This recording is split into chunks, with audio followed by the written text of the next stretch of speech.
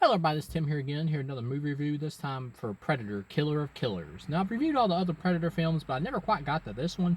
I just kind of kept putting it off because I had so much other stuff to watch, and this is an animated film, for anybody who doesn't know. And it's kind of an anthology, but it does connect by the end, pretty much, and there are like little ending sections of each story that do connect them together till they ultimately come to a conclusion by the end of the movie. Now, I believe this is also directed by Dan Trachtenberg, who did Prey, and just pretty much took over the Predator universe. I'll go ahead and say it from 1 to 5, I would give this a 4. I would give this a 4 out of 5 stars. I thought it was great. At the same time, I didn't love it. I wanted to love it. It got so close to me loving it towards a certain part. I was like, this might be my favorite Predator movie yet. Like, even with the live action ones. But by the end, I was like, no. I would put Prey above this. I would put Predator 1, obviously, above all of them. I'd probably put this maybe just barely above, like, Predators, the third one. But this would be like a number 3 for me, I guess, of all of them that are out so far. But, yeah. Overall, I thought this was great. I didn't love it, but I did really enjoy it. It's an anthology. The first segment is like a Viking segment with, like, a big buff-ass Predator, like, taking on these Vikings who... These stories or segments are centered around the human stories, and then the Predator kind of just like intervenes into the story each time, and each Predator is kind of specifically designed to like kind of represent the time period he's in, which is interesting, but at the same time, it's like, well, it's kind of a coincidence that each of these Predators is looking specifically somewhat like they would fit more in this period, you know. But it doesn't really bother me, and you can all, and of course, you know, they're different breeds of Predators, so maybe specifically these Predators scoped out these places, I guess, before they showed up, so they wanted to take certain equipment, I guess. This one in the first story is this big, huge buff one who's got like a sonar type thing. It shoots out and sends sound waves and knocks people back. And you got these Vikings led by this chick, and she's got like a young son, and she wants revenge on this dude that made her kill her father when she was a kid. And pretty much the whole thing is just like their story until they get to the end where the king dude is at, or whatever, the ruler dude of this certain tribe is at, or whatever. And the son kills him, and then the big ass Predator shows up, takes out all of her men, and it's a pretty cool fight here. And I like the animation in this. It's great animation for all 3 segments, really. Although I will say the World War II one, or World War I, I think is where it takes place. The third segment is maybe the weakest animation for me in terms of look, visualize. But overall, it's still great animation. But yeah.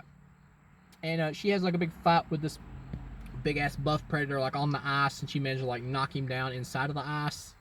And she like wraps this chain around him or whatever that he's got as a weapon, I believe. And it causes him to shoot his sonar thing, and she puts her shield in front of it, launches her up out of the ice, but of course keeps him caught down there. So I guess he just drowns. So yeah, this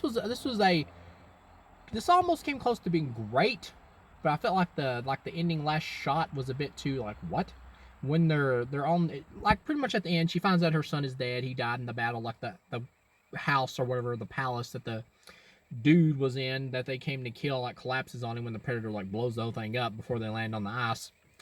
And she's there like looking at her son, and all at once it just flashes to her like aboard this spaceship, and it's like, well, what happened?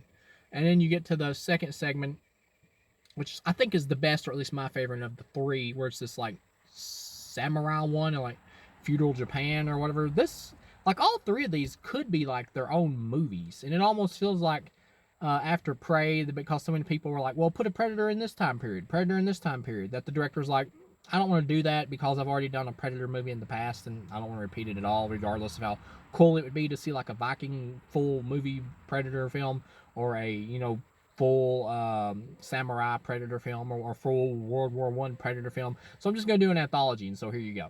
That's what this feels like, really, to be honest, even though all 3 of these would work as their own films. And with the samurai one or whatever, it's basically it's got like 2 brothers. Some of the stuff in this one is a little implied, which I think is a little weak. I would have maybe have liked more actual on-screen development. Some of it's just kind of implied. You just got like or to be shown, I mean, development-wise. But you got like these 2 brothers, and it looks like their father wants them to like compete for his samurai ruler armor or whatever, to like rule over the land and only one of them can have it. So he tries to force him to fight, and the one brother won't do it, and the other one wants to, so he like slashes his face, and the one that gets his face slashed runs off. Years later, he comes back, the father's dead, and he comes back and he wants to like get revenge, and he just like slices his brother's face or whatever by the time he gets to him, and then his brother kind of falls off the building or whatever, and you assume he's dead, but at the same time I'm like, well, he probably lived. And then the Predator shows up, and this Predator looks pretty cool in terms of like his design or whatever. He's got like this like shroud, or I believe, or whatever, that kind of hangs over his body. And he jumps in. He wants to like fight the ninja dude, and the brother or whatever, who's now become a ninja, the one who was at the beginning, he got his face slashed, and kind of seems like he got banished from the kingdom or whatever. But he wants to fight him because he seems to be the biggest badass. And he has some pretty cool animation here where the dude's like jumping from rooftop to rooftop, and then he kind of like slides down or whatever, and the Predator's chasing after him. Pretty cool. Eventually he like falls in the water, and then he gets out, and you find out the other brother is still alive. He survived his fall, which was kind of predictable. But then they both team up, obviously, and they start like fighting the Predator, whooping its ass. And you get like this really cool like last shot where they wait, because the Predator's invisible, and they see where this leaf falls, and they see where it lands, and it doesn't hit the ground, so they know that's the Predator there because it's landed on him. And then they both come running by and slash right through his ass, and his body falls to pieces.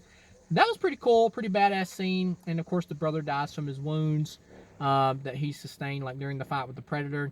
And then we skip to this guy, samurai dude, now being also on the Predator ship. And then the last one is like a World War I type segment or whatever, like I guess like this Puerto Rican dude or something, who wants to like or Spanish, I'm not, whatever he is, but he gets drafted basically into like, I guess it's like World War I, and he wants to be like a fighter pilot, and he's got like this plane called the Bullet, and it's real shitty, but he manages to get it working. And his Predator shows up in a ship. And then it just kind of makes me wonder here, because the Predator's like blasting people down or whatever, and I get it, there might be different types of Predators, like, well, there is. So maybe if everybody was doing aerial battles and the Predator showed up on Earth during that period, maybe he would also use a ship. But at the same time, isn't like the whole Predator thing, you're supposed to get trophies? How do you collect these trophies if you're just blowing dudes up in the sky? I'm like, yeah, that kind of makes me wonder there.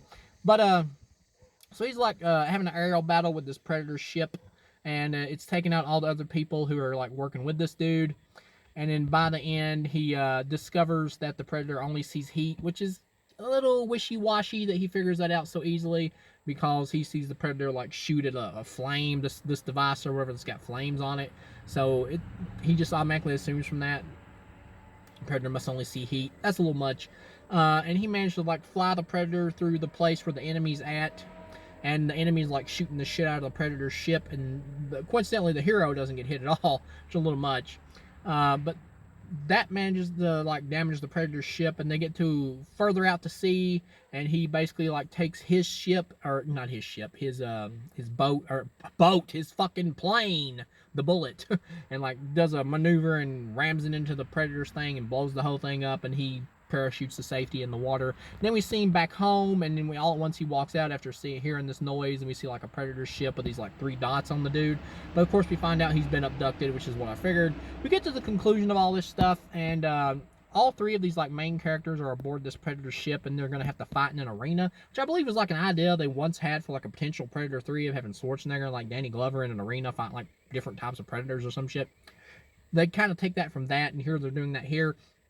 There's like this like emperor king looking Predator here, and he's like, you all fight each other, and whoever's the winner will duke it out with me, you know. So it's like, well, what does that lead to? Like if one of them did survive all the battle between all 3 of them and then killed him, would they get sent back to Earth? Would they get to go? Is that the way this specific Predator tribe is honored bound in that way? How does their system work? We got a new Predator tribe here that I haven't seen before, and they're obviously not as honor-bound as those other ones from the other movies, so how the fuck do these guys work?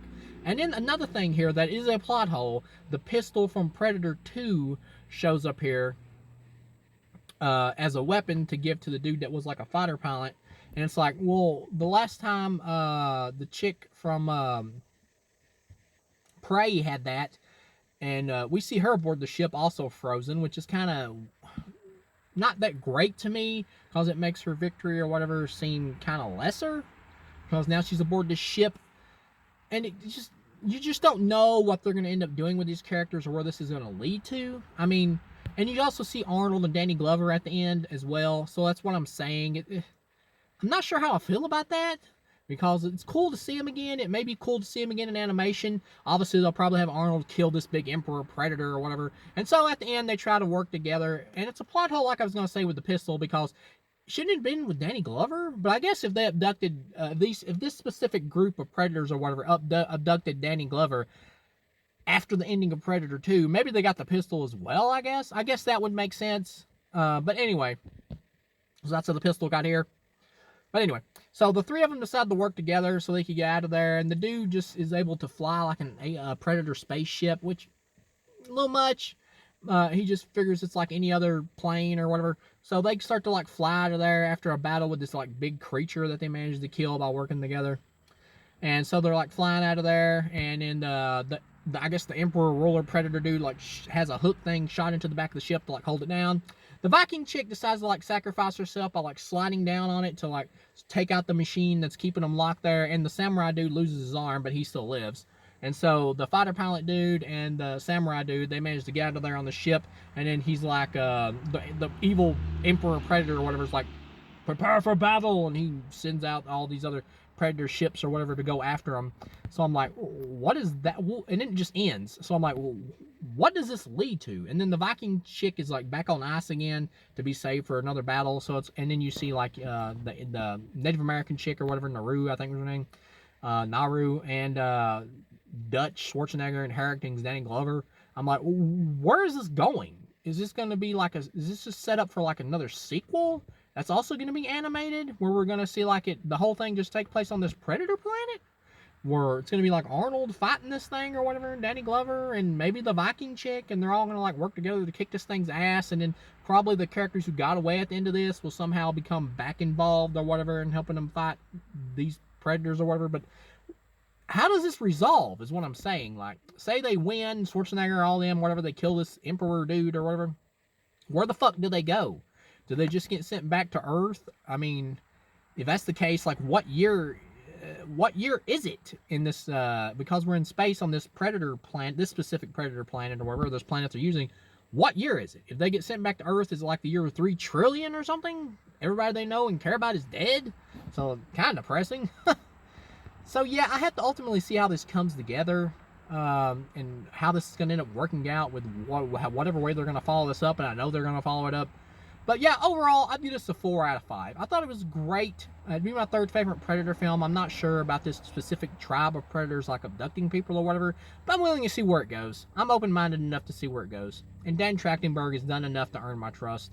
So thank you for watching, and I'll see you guys again.